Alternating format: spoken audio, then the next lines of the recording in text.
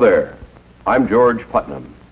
I'd like to begin with a fact, a simple yet shocking fact. It is this: a flood tide of filth is engulfing our country in the form of newsstand obscenity and is threatening to pervert an entire generation of our American children.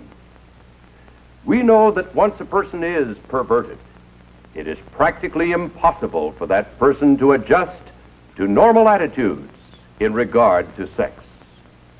Yet much of this material has been described as an illustrated, detailed course in perversion, abnormal sex, crime, and violence.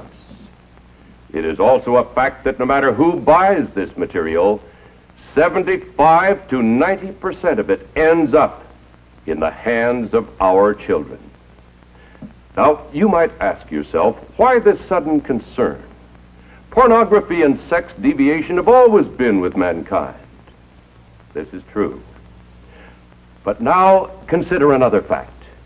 Never in the history of the world have the merchants of obscenity, the teachers of unnatural sex acts, had available to them the modern facilities for disseminating this filth. High-speed presses, rapid transportation, mass distribution, all have combined to put the vilest obscenity within reach of every man, woman, and child in the country. In the past few years, this obscenity traffic and salacious newsstand literature have become increasingly worse, not only in content, but in volume. This traffic continues to increase and flourish for one reason. It is big business, profitable business for the mercenary persons who produce it, and for its more than 800 distributors. The United States Supreme Court has described it as dirt for dirt's sake. We describe it as dirt for money's sake.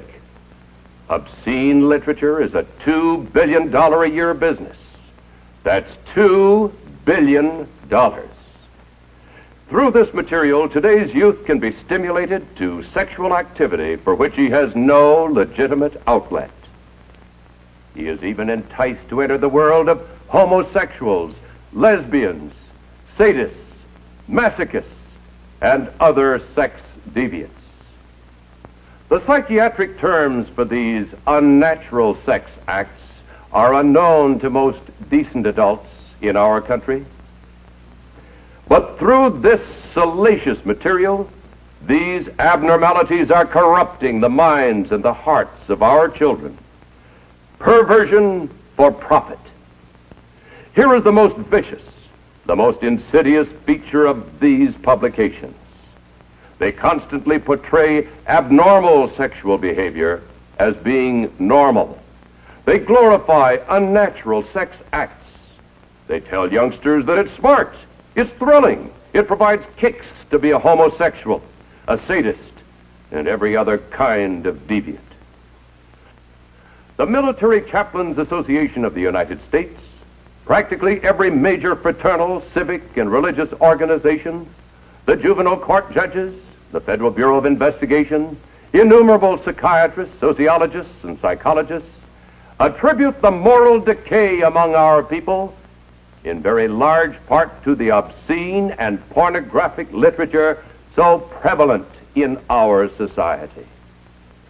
This moral decay weakens our resistance to the onslaught of the communist masters of deceit.